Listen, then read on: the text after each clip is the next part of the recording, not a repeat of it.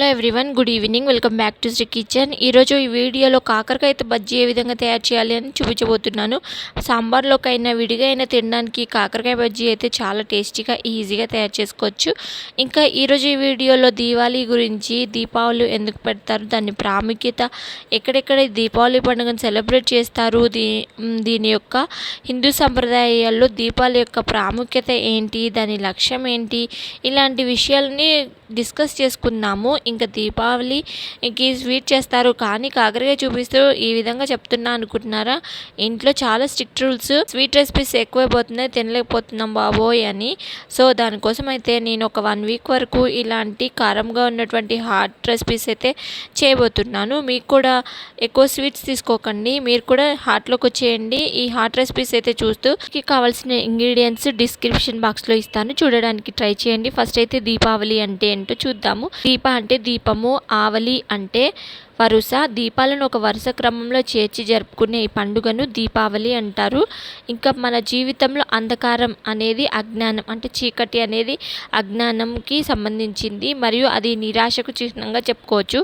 వెలుగు అనేది జ్ఞానంకి చిహ్నం మరియు ఆనందానికి కూడా. ఈ అజ్ఞానం అనే చీకటిని పారద్రోలి విజ్ఞానం అనే కాంతిని ఆహ్వానించడమే దీపావళి యొక్క ప్రాముఖ్యత. విధంగా చెప్పాలంటే దీపం అనేది ఐశ్వర్యం, చీకటి అనేది దరిద్రం. దరిద్రాన్ని పారదోలి ఐశ్వర్య మార్గంలో ప్రయాణించడమే దీపావళి పండుగ. దీపం సాక్షాత్తు పరబ్రహ్మ స్వరూపం, ఇంకా లక్ష్మీ స్వరూపం అంటారు. దీపాన్ని ప్రతిరోజు పెట్టడం వలన అక్కడ సర్వ సంపదలు తాండవిస్తాయి, ఆనందాలు కలుగుతాయి. విజయానికి చిహ్నం, ఎందుకంటే యుద్ధానికి వెళ్ళినప్పుడు సైనికులు రాజులకు విజయ తిలకం దిద్ది విజయ హారతిస్తారు, దానిని కూడా దీపంతోనే. మట్టి పాత్రలో వెలిగించడమే మంచిది, ఎందుకంటే మట్టి వేడిని తనలోనే లీనం చేసుకుంటుంది. ఎందుకంటే ఎంతసేపు వెలిగించినా మట్టి ప్రమిద వేడెక్కదు. ఎలక్ట్రికల్ ఆర్టిఫిషియల్ కళ్ళకు అంత మంచిది కాదు. సో మట్టి ప్రమిదల్ని యూజ్ చేస్తేనే మంచిది. ఇంకా నరకాసురుని సంహారంతో సకల లోకాల కష్టాలు అంధకారంలో నుంచి సంతోషం అనే వెలుగులోకి వచ్చాయి. అందుకే నరక చతుర్దశి నుంచి సుఖ సంతోషాలు వ్యక్తం చేయడానికి చిహ్నంగా దీపాలని వెలిగిస్తారు. నరక చతుర్దశిని ప్రేత చతుర్దశి అని కూడా అంటారు. ఎందుకంటే నాడు ఎవరు అయితే వారి పెద్దవారిని పూజించుకొని నరక బాధల నుంచి ముక్తి కోసం యమధర్మరాజుని ఉద్దేశించి దీపదానం చేయడం వలన ఇంకా వారికి నరక బాధల నుంచి స్వర్గానికి చేరుకుంటారు అని ఈ రోజున పితృదేవతలు కూడా పూజ చేసుకుంటారు. ఇది చూడమని కథలో చెప్తుంది. అయినటువంటి దీపావళి పండుగను ఎవరెవరు జరుపుకుంటారు? దీపావళి పండుగను మనమే కాదు, ఒక మతానికి చెందిందే కాదు, 4 మతాలు 12 దేశాల్లో ఆనందంగా దీపావళిని చేస్తారు. మహావీరుడు జైనుడు నిర్యాణం కూడా దీపావళి రోజునే. దానికోసం అయితే మహావీరుని స్మరిస్తూ తమ ఇళ్ల ముందు దీపాలను వెలుగుతిస్తారు. అదేవిధంగా సిక్కుల మత గురు హరగోవింద్ సింగ్ను షాజహాన్ చెరసాల నుంచి విడుదల చేసింది కూడా ఆ రోజునే.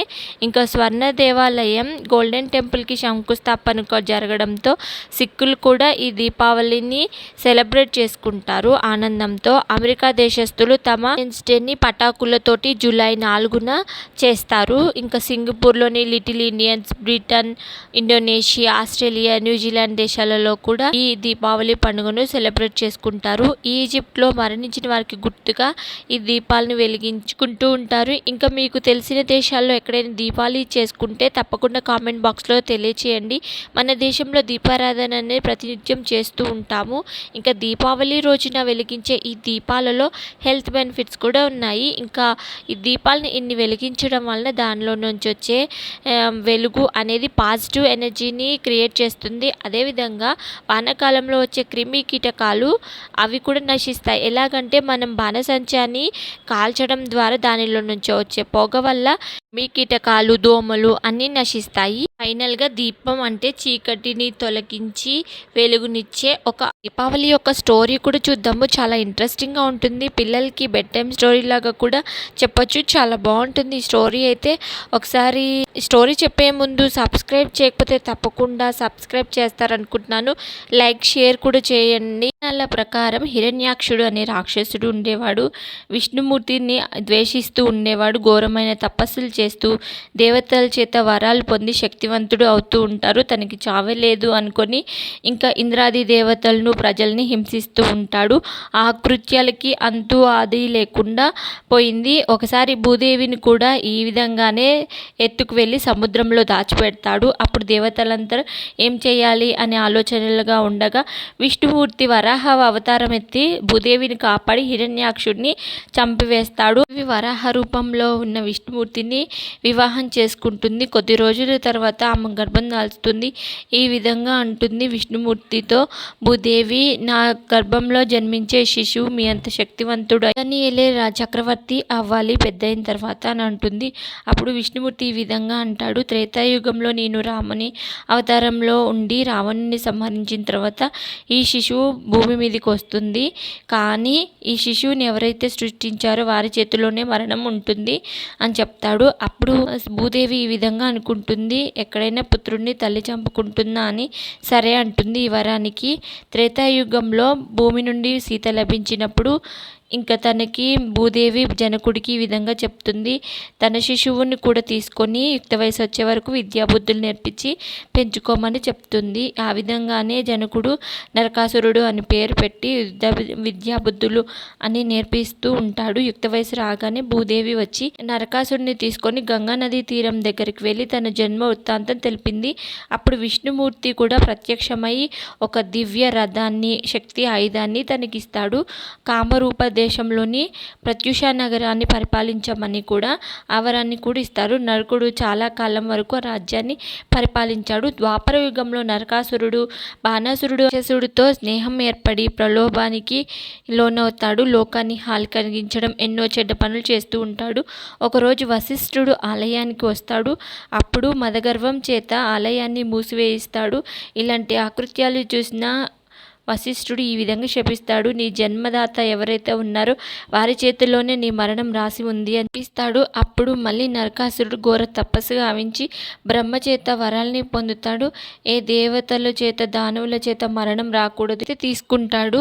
దాని తర్వాత కూడా గర్వం చేత ఇంకా రాజ్యంలోని ప్రజల్ని హింసిస్తూ ఇంద్రాది దేవతల్ని అందరినీ ఖాళీ చేస్తూ వాళ్ళ లోకాలని తను పరిపాలిస్తూ ఉంటాడు. ఈ ఆకృత్యాలను చూసిన దేవతలు కృష్ణుడి దగ్గరికి వెళ్ళి దీనికి అంతం లేదా అని అడుగుతారు. అప్పుడు కృష్ణుడు యుద్ధానికి బయలుదేరుతుండగా సత్యభామ కూడా నేను కూడా వస్తాను అని యుద్ధరంగానికి బయలుదేరుతుంది. కృష్ణుడికి తెలియనిదేముంది, అప్పటి భూదేవినే ఇప్పుడు సత్యభామగా ఈ యుగంలో జన్మించింది అని సత్యభామని కూడా యుద్ధరంగానికి తీసుకువెళ్తాడు. ఇంకా నరకాసురుడికి కృష్ణుడికి ఘోరమైన యుద్ధం జరుగుతుంది. ఆ సమయంలో కృష్ణుడు కళ్ళు తిరుగుతూ రథం మీద పడిపోతాడు. అప్పుడు సత్యభామకి బాగా కోపం వచ్చి ఇంకా తన దగ్గర ఉన్న బాణాన్ని తీసుకొని ఇంకా నరకాసురుడికి వేస్తుంది. దానితో నరకాసురుడి అంతం యుద్ధం జరిగినది అశ్వయుజ చతుర్థి నాడు కనుక నరకాసురుడు చనిపోయినాడు. దానితో నరక చతుర్దశి అంటారు. చెడుపై మంచి గెలిచిన రోజు కనుక ఆ తెల్లారి అమావాస్య రోజు దీపాలు వెలిగించుకొని దీపకాంతులతో వెలుగుల్ని విరజింపే ఆనందాలతో ఈ దీపావళి పండుగనైతే సెలబ్రేట్ చేసుకుంటారు. మీవే విధంగా సెలబ్రేట్ చేసుకున్నారు? ఈ స్టోరీ ఆల్రెడీ తెలిసి ఉంటే ఏ విధంగా చెప్పాను అనేది కామెంట్ బాక్స్లో తప్పకుండా తెలియజేయండి. Please subscribe. Thank you.